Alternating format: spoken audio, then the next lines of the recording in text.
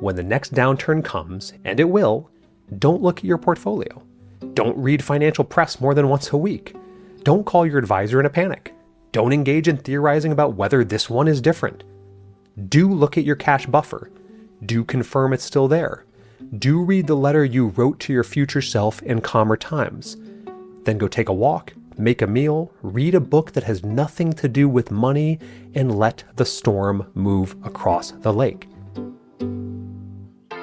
Hello friends, this is Tyler Gardner welcoming you to another episode of your Money Guide on the Side, where it is my job to simplify what seems complex, add nuance to what seems simple, and learn from and alongside some of the brightest minds in money, finance, and investing.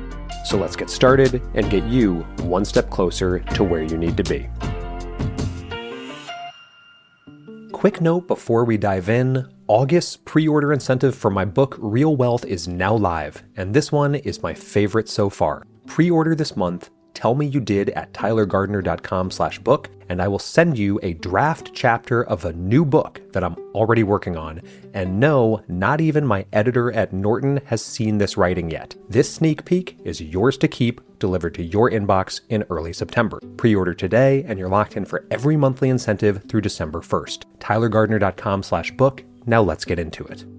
In 2008, in the middle of what would become the largest financial crisis since the Great Depression, a retiree I knew, we'll call him Robert because Robert is a perfectly fine name and not, as far as I know, attached to anyone famous enough to sue me, sat down in front of his computer one Wednesday morning in October.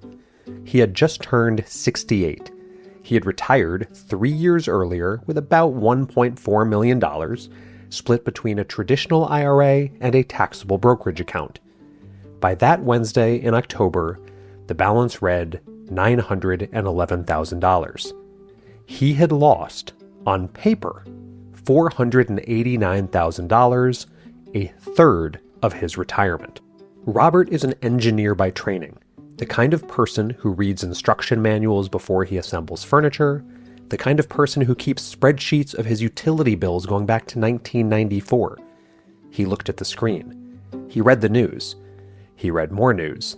He read, in his words, every single article he could find on CNBC.com, which is a sentence that ought to be inscribed on the bedroom wall of every behavioral economist as a warning. And then on that Wednesday, in October of 2008, with the market down 40% from its peak, and the financial system genuinely teetering, Robert moved his entire portfolio to cash. 6 months later, as we now know, the S&P 500 hit bottom and turned. By March 2010, it had recovered most of its losses, and by the end of 2013, it had set new all-time highs. And Robert, locked in cash, missed every single minute of it. He has, by his own accounting, spent the last 17 years with significantly less money than he would have had if he had simply done nothing on that Wednesday in October. The single most expensive decision Robert ever made was the one he made the day the news got just a little too loud. Welcome to part 4 of the Decumulation series. 5 parts, and we are 4 deep. Today, we're talking about market downturns in retirement, and more specifically about how to tell the difference between weather and climate when the screen turns red and your stomach does the thing it always and understandably does. This is, I want to say up front, the most philosophically loaded episode in the series, because what we're actually talking about today is not investing.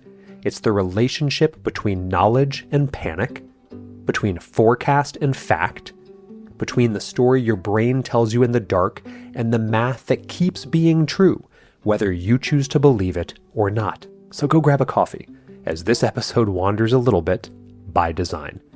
And as always, familiar ask if you found this show even remotely useful, if you've learned something about money or investing or yourself that you didn't know a few months ago, please consider leaving a review on Apple or Spotify. It helps others find the show and know what it's about, and it helps me appreciate that this day in, day out endeavor to make financial literacy free, digestible, and accessible to anyone who wants to sit through 45 minutes of talking about expense ratios and index funds is not done entirely in vain. Thank you, and let's get into it. Part 1. Weather is not climate. The single most useful frame I've ever encountered for thinking about markets, and one I almost never see applied to retirement planning, comes not from finance, but from earth science. Weather and climate are different things. Weather is what happens on Monday afternoon. It's the storm, the heat wave, the sudden cold front, the morning when the windshield is iced over and you have to scrape it. Weather is local in time, it's volatile, attention-grabbing, sometimes dramatic, and sometimes even life-threatening, but almost always, in the broad sweep of geological history, irrelevant. Climate is what happens over decades. It's the slow average of all those weather days, smoothed out, indifferent to any particular Monday. Climate is what you build your house for. Climate is what you plant your garden around. You don't landscape your yard based on the weather forecast. You landscape it based on the climate. Now, the financial press, the financial industry, and most of what passes for retirement advice on the internet, all of that, all of what you hear on a daily basis, that's all talk about the weather. The daily move, the morning headline, the announcement from the Fed, that earnings beat, the geopolitical incident. Every breathless segment on Mad Money is fundamentally a weather report. It is information about a single day, maybe even a single hour, presented as if it had consequences for the next 30 years of climate. Note, it does not.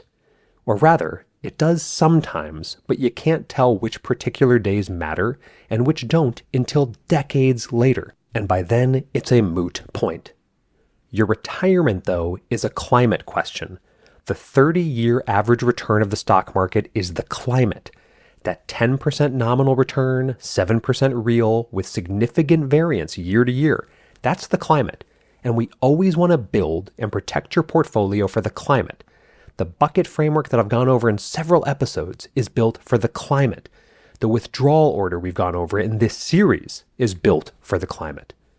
Weather is what comes for you in October 2008. Weather is what comes for you in March 2020.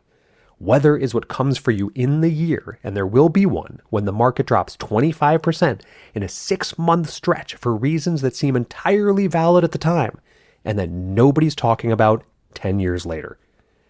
The art of being a retiree is the art of remembering, in real time, that weather is not climate.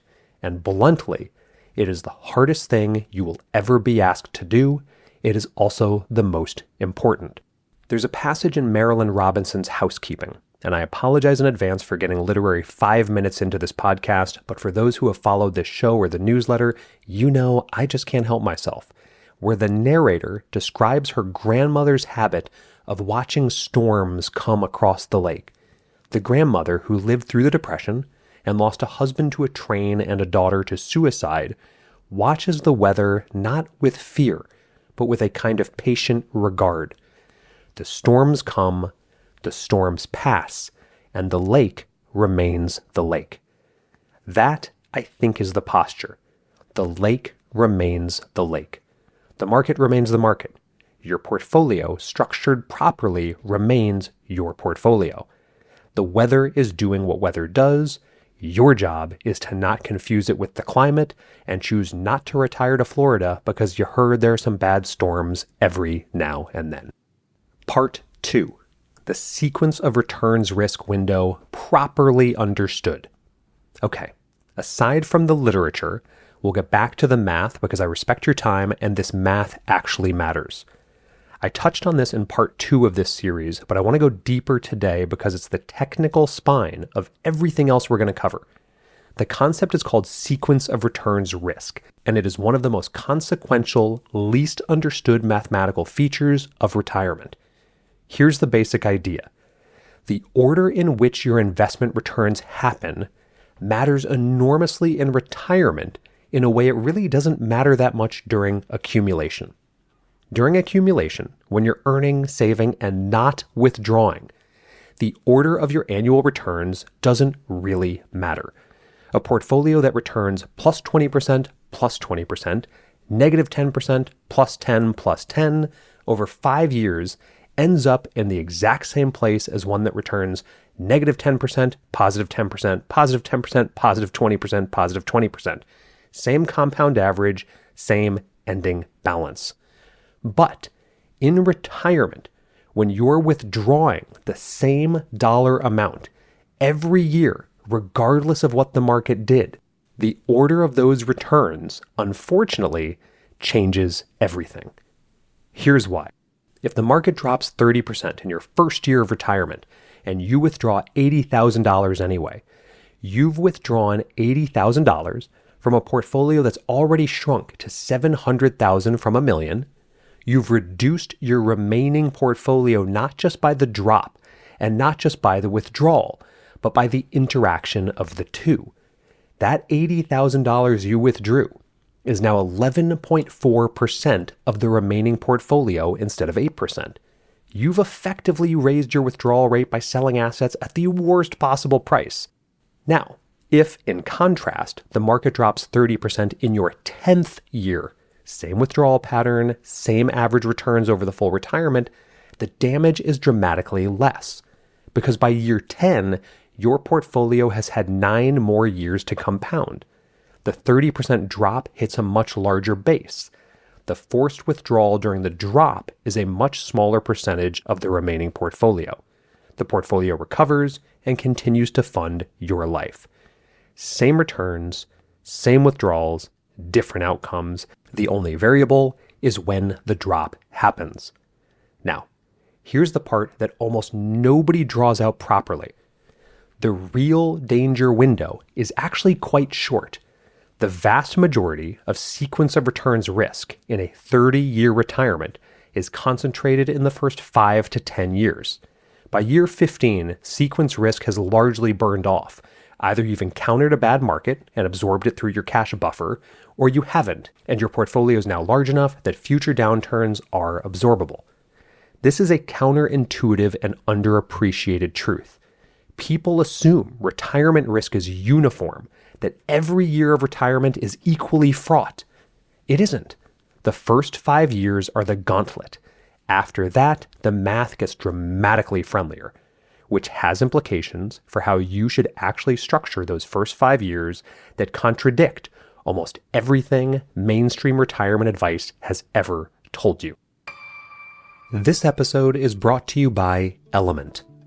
Heading into the summer, LMNT just dropped what is essentially their version of an Arnold Palmer, lemonade iced tea, and I currently have a full pitcher of it sitting in my fridge. A little caffeine alongside the salt and electrolytes is exactly what I want after a long walk through the woods with the bloodhounds, or in the late afternoon when I'd otherwise be reaching for a second cup of coffee that I don't actually need. But here's what makes this different from other energy drinks. Most energy drinks use synthetic, isolated caffeine. LMNT uses full-spectrum, organic black tea extract from Kericho, Kenya, 7,000 feet of elevation, so the caffeine comes with its naturally occurring L-theanine and polyphenols. The result is steadier energy, less spike, less crash, and only 50 milligrams of caffeine per serving. Enough to matter, not enough to regret.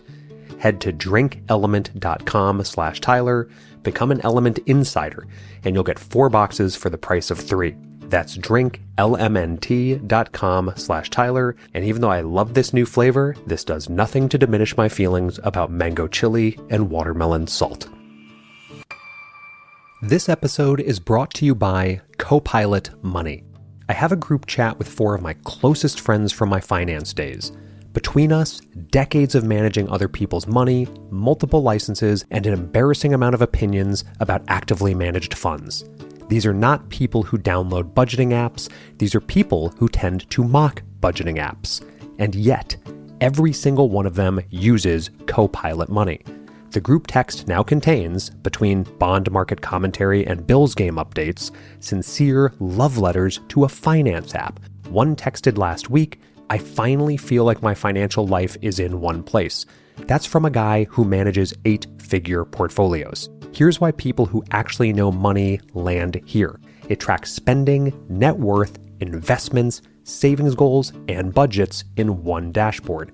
And it's beautiful to look at, which shouldn't matter, but does when you're building a habit. It auto-categorizes transactions, it tracks subscriptions, so you'll finally find the streaming service you forgot about and the gym membership you've been emotionally lying to yourself about since February. It works across iPhone, iPad, Mac, and web. And, best part, they don't sell your data. It's the only personal finance app to win an Apple Editor's Choice Award, an Apple Design Awards finalist, and it has 4.8 stars from over 28,000 reviews. So go to copilot.money/Tyler, use code Tyler2, that's Tyler and the number 2, for 2 free months. That's copilot.money/Tyler. Part 3. The rising equity glide path. Yes, you heard that correctly. Standard retirement advice, the kind that fills every target date fund in America, tells you to decrease your equity exposure as you age. 60 years old, you should be 60% bonds. 70 years old, now you should be 70% bonds. The implicit theory is that you have less time to recover from a downturn, so you should hold less of the volatile asset, which, in this two-asset scenario, would be stocks. The implicit theory is wrong, or at least it's right for the wrong reason, and the strategy it generates is the opposite of optimal. Here's the actual research, which comes primarily from two financial planners with legitimate academic chops, Wade Pfau and Michael Kitces. They published a paper a few years back that asked a simple question. Across thousands of historical and Monte Carlo scenarios, what equity allocation pattern produces the best retirement outcomes? The answer, which surprised even them at the time, was this: a rising equity glide path, meaning we start retirement with a lower equity allocation than you held during accumulation. Maybe that's 70-30, or maybe it's 55-45. But then, here's the key, year by year, gradually, you increase the equity allocation through retirement, ending at maybe 75-25, or even, dare I say, 90-10 by the time you're in your late 70s and 80s. This is the exact opposite of what target date funds do. It's the exact opposite of what most financial advisors recommend.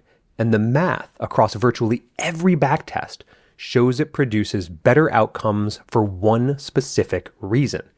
It minimizes equity exposure during the highest sequence risk years. That's the first 5 to 10 of retirement. And it increases equity exposure during the lower risk later years when the portfolio is either large enough to absorb shocks or has already been depleted enough that the equity exposure is doing the heaviest lifting. It is structurally the right shape. It is also almost never implemented because it's counterintuitive and the financial industry has spent 40 years selling you the opposite strategy. Now, I don't think most retirees should literally implement a rising glide path in mechanical form, meaning you don't need to go into your portfolio every single year and buy more equities or sell more fixed income assets. I appreciate for many that would be an administrative headache, and most people will simply fail to execute it cleanly. But the principle should inform how you structure those critical first 5 years. Practically, this means the following. Hold a larger cash buffer than feels comfortable for the first 5 years of retirement. That could be 18 to 24 months of spending in a money market, not 12. Or you could hold a heavier bond allocation than for your long-run optimal strategy for those same first 5 years. I want you to be aggressively conservative until the sequence risk window passes, then gradually rebalance toward your long-term allocation plan without being terrified of increasing your equity exposure. Additionally, and this is where I just don't get why this turns into as complicated a subject as many advisors pretend it is. If you look up one day and the market has gone down 30% from its peak, and it's officially your second year of retirement, maybe, just maybe, don't be an automaton ding-dong and withdraw the identical amount you would have if it had not dropped 30%. Maybe, just maybe, use some time to go watch more Netflix, play some more pickleball, and go for more walks in the woods, none of which require a 7% withdrawal rate. The intuition behind this reverse equity game, and it's worth sitting with, is that the first 5 years of retirement are when your time is most valuable and your risk tolerance is structurally lowest. You have the entire rest of your life riding on getting these 5 years roughly correct. So be conservative when conservatism matters most, and take the risk when risk has more time to work for you. Part 4, the guardrail framework, or when to actually cut spending. Okay, I get this question all the time. When do we judge whether it's a good year for the market or a bad year? Well, now we get to the part that's genuinely practical and that almost nobody implements because it requires you to do something deeply unnatural for a retired person, which is, as I close the last section, be willing to change your spending in response to market conditions. The framework I want to explore is called the Guyton-Klinger Guardrails, named after the two financial planners who developed it in the early 2000s. The idea is simple. You start retirement with a baseline withdrawal rate. As the market moves up or down, you set upper and lower bounds, called guardrails, that, when crossed, trigger predefined adjustments to your spending. Here's how it works in practice. Suppose you retire with $1.5 million and set an initial withdrawal of $75,000 per year. That would be 5% of your starting portfolio.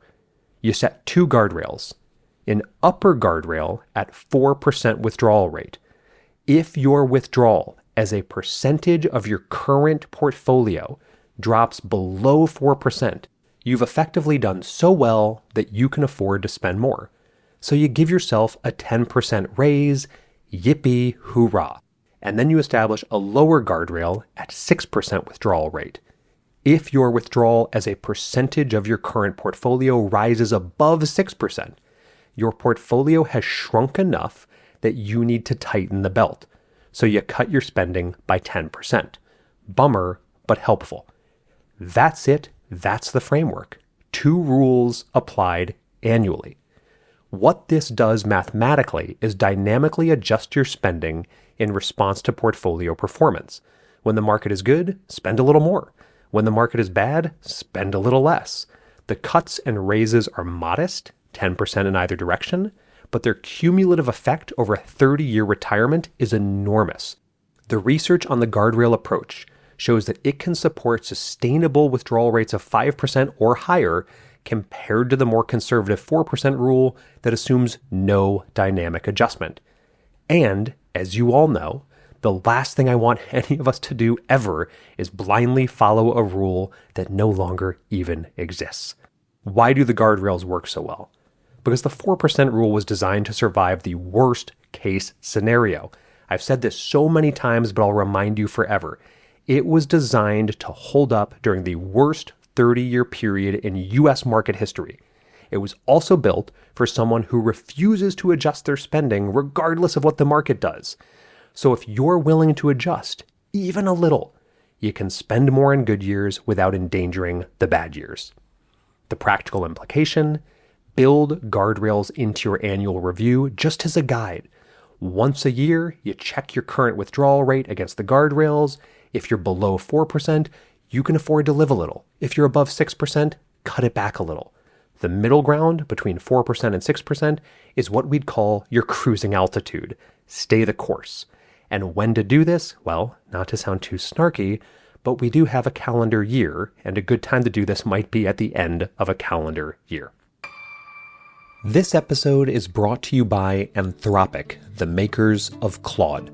Here's something I probably shouldn't admit publicly. Claude is the cheapest business partner I've ever had, and it's also the only one who's willing to tell me I'm wrong before the internet does. Recent example, I was writing a script about the 4% rule, and I had this number in my head that I was completely certain about. Claude went to the original Trinity study, pulled the actual table, and told me my number was a little off. Politely, mind you, which is a considerably better experience than learning it from a comment section at 2 a.m. That's most of what I use it for. Podcast research, newsletter brainstorming, sponsor decks, and a second set of eyes on anything with a number in it before 6 million people see it. Claude is the AI for minds that don't stop at good enough. It's the collaborator that actually understands your entire workflow and thinks with you. Whether you're debugging code at midnight or strategizing your next business move, Claude extends your thinking to tackle the problems that matter. So for problems worth solving, get started with Claude at claude.ai/Tyler. That's claude.ai/Tyler. And check out Claude Pro, which includes access to all of the features mentioned in today's episode, claude.ai/Tyler. This episode is brought to you by Bilt. You've heard me talk about Bilt as the loyalty program that lets you earn points on rent wherever you live, and they just leveled up even more. As of 2026, homeowners can also earn up to 1.25x points on their mortgage payments. This is thanks to Bilt's 3 new credit cards: the Palladium card, Obsidian card, and Blue card. All 3 turn your housing payments, rent, or mortgage into flexible rewards, so you can choose the card that fits your lifestyle without missing out on points and exclusive benefits. Bilt points can be redeemed at top airlines and hotels, Amazon.com purchases, future rent payments, and more.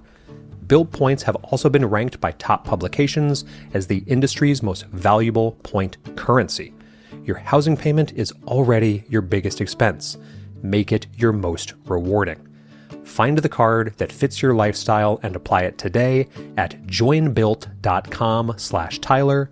That's joinbilt.com/Tyler, and make sure to use our URL so they know we sent you. Terms and limitations apply. Subject to approval and eligibility, Bilt cards are issued by Column NA, member FDIC, pursuant to license from MasterCard International Incorporated. Now, the philosophical part of this, which the original Guyton Klinger paper didn't quite reach. The guardrail framework only works if you have the psychological capacity to actually cut your spending when the math tells you to do so. And that capacity is, for many retirees, the hardest behavioral muscle in the entire decumulation project. Cutting spending in a downturn feels like you're being punished. It feels like the market is taking from you, and now you're taking from yourself too. But the alternative, refusing to adjust, watching your portfolio shrink, even potentially running out, is so much worse that the framework essentially weaponizes a modest sacrifice now against a far more catastrophic outcome later. The retirees who do this well do not experience the cuts as punishment. They experience them as the natural rhythm of being in the right relationship with reality. The market giveth and the market taketh. So ride the current rather than fighting it. There's a passage in Camus' The Myth of Sisyphus, and I know 2 literary references in one episode is a little excessive, but listen, you opted in to spend your time with a former portfolio manager and a former English teacher, where Camus argues that the absurdity of existence isn't a tragedy, but a beautiful clarification. Once you accept that the universe is indifferent, once you accept that you, like Sisyphus, will be rolling that rock back up that hill every single day for the rest of your life, you stop expecting it to be otherwise, and you start finding freedom inside that acceptance. The market is your universe in miniature. It doesn't owe you a stable return path, and the sooner you stop expecting one, the sooner you can structure your life around what is rather than what you wish were true. The guardrail framework is the technical version of that philosophical posture. It says, the market will do what the market does.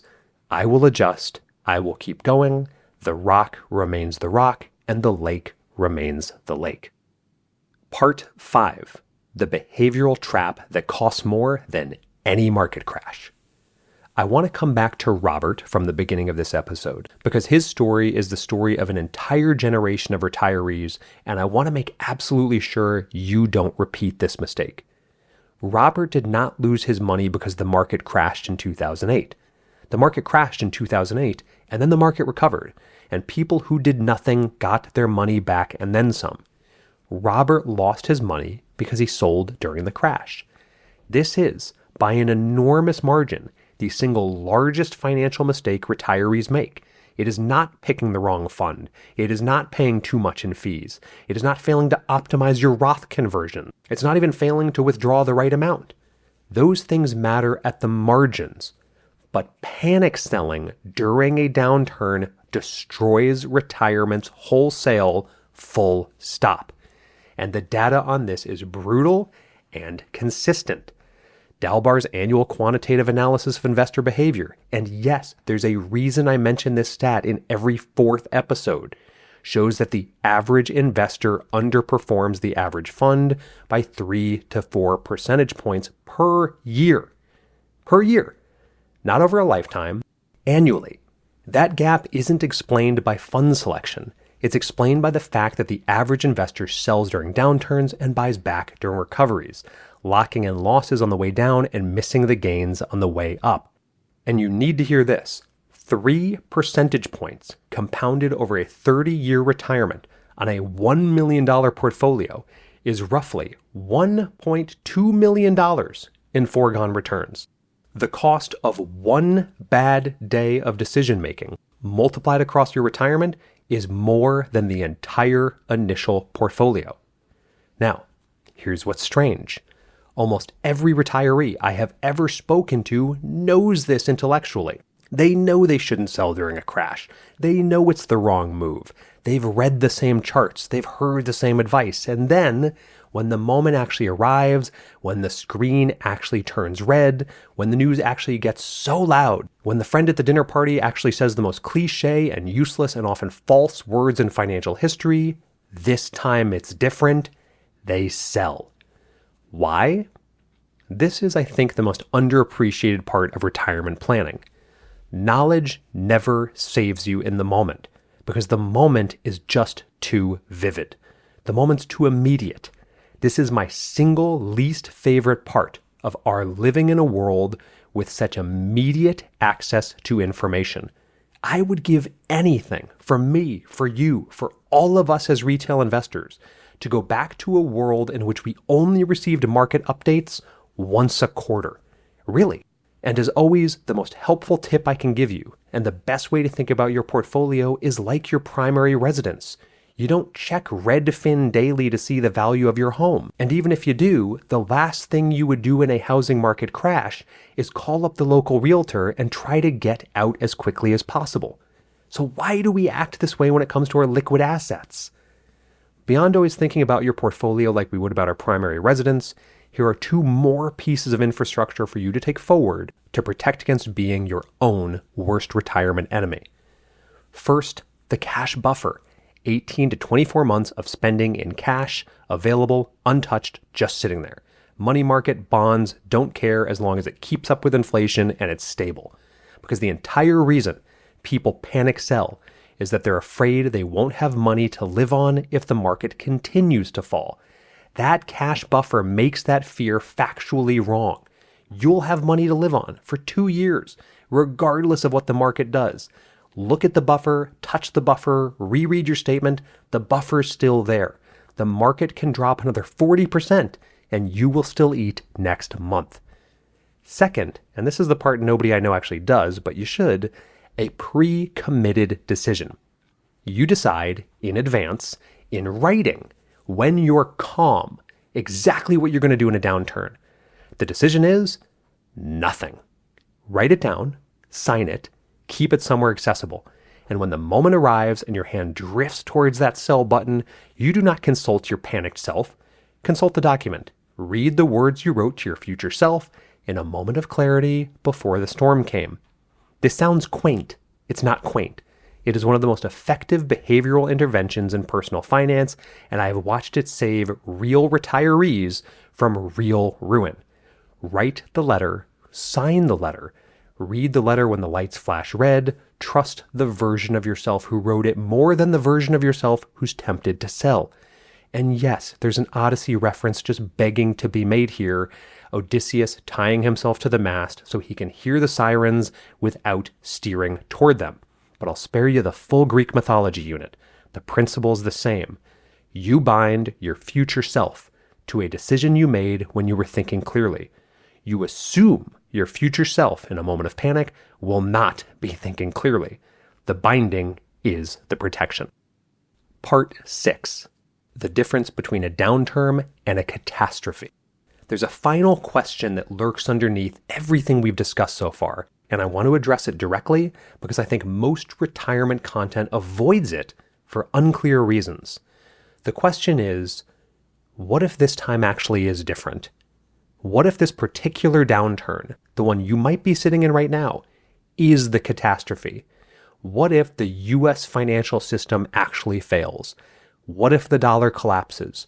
What if we're in 1929 and not 1987? I want to take that question seriously because dismissing it is part of why so much financial content fails to actually help people make decisions in tough moments. The honest answer is maybe this time is different. Maybe this is the catastrophe.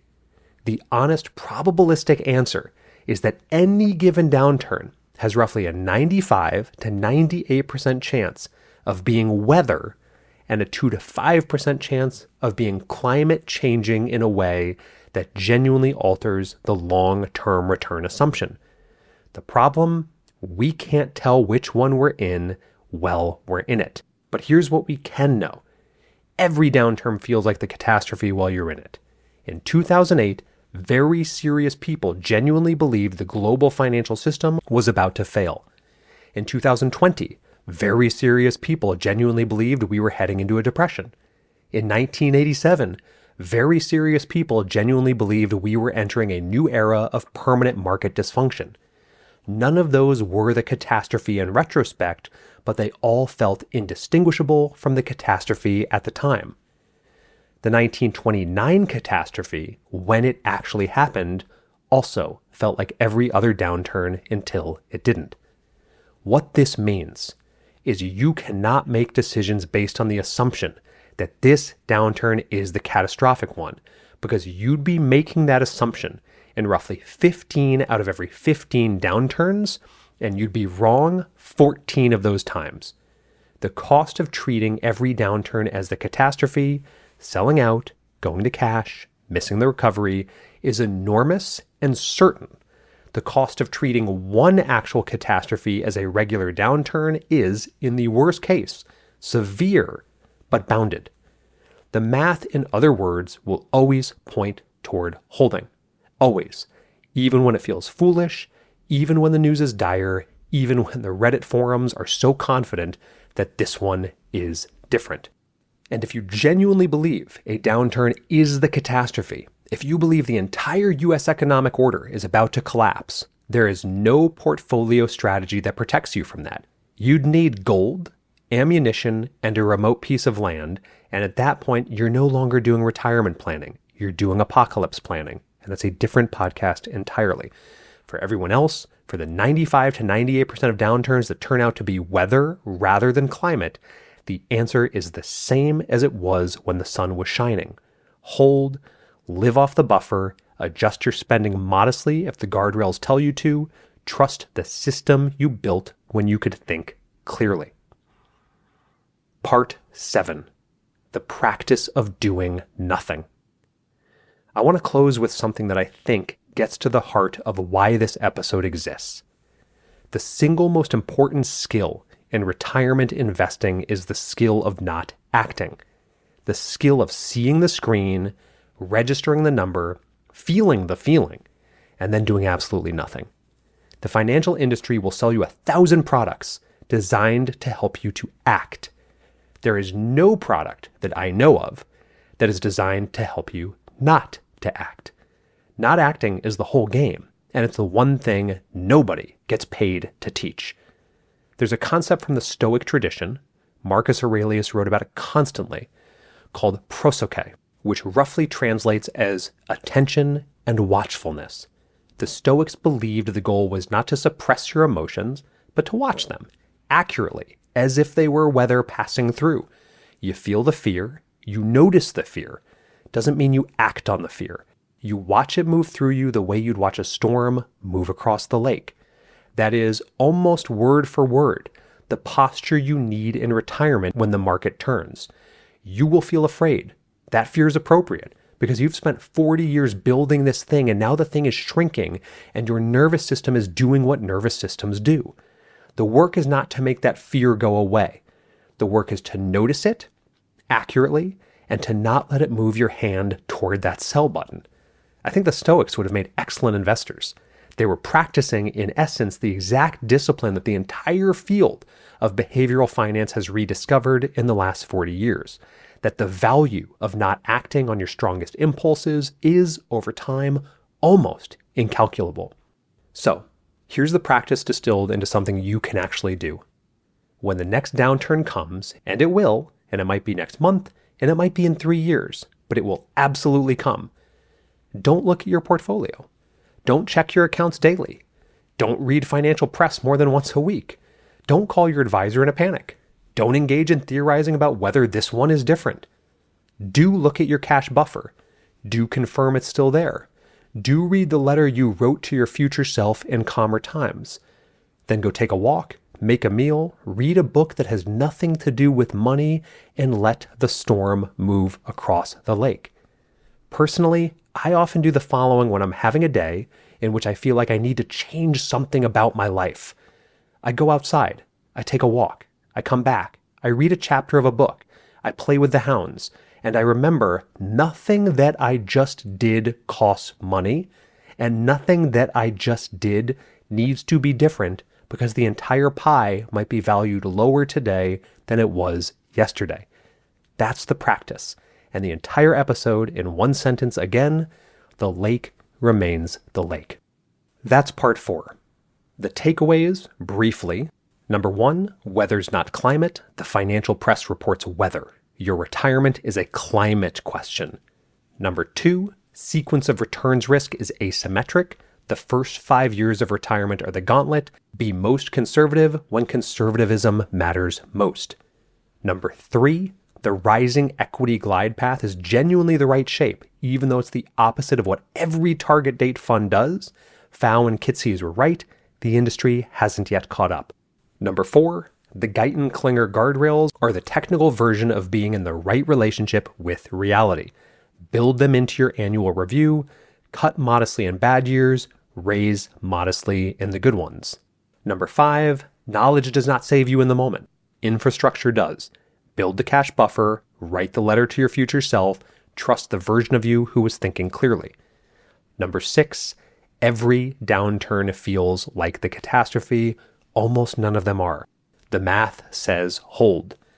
And number 7, practice the art of doing nothing, because it's the rarest skill in finance and easily the most valuable. Next week, part 5, our final episode in the decumulation series, From Saver to Spender, the behavioral and psychological close, how to actually give yourself permission to enjoy what you just spent your life building. This is the episode the whole series has been pointing toward. And if this was useful, given that we just spent 40 minutes on the philosophical underpinnings of doing absolutely nothing, you'll either love it or unsubscribe from this podcast forever. Please consider sharing it with someone who's approaching a difficult market and could use the framework before they need it. This is the Decumulation series, 5 parts, 1 to go. And as always, hope this gives you something to think about throughout the week ahead. Thanks for tuning in to your Money Guide on the Side. If you enjoyed today's episode, be sure to visit my website at tylergardner.com for even more helpful resources and insights. And if you are interested in receiving some quick and actionable guidance each week, don't forget to sign up for my weekly newsletter, where each Sunday I share 3 actionable financial ideas to help you take control of your money and investments. You can find the sign-up link on my website, tylergardner.com, or on any of my socials at socialcapofficial. Until next time, I'm Tyler Gardner, your money guide on the side, and I truly hope this episode got you one step closer to where you need to be.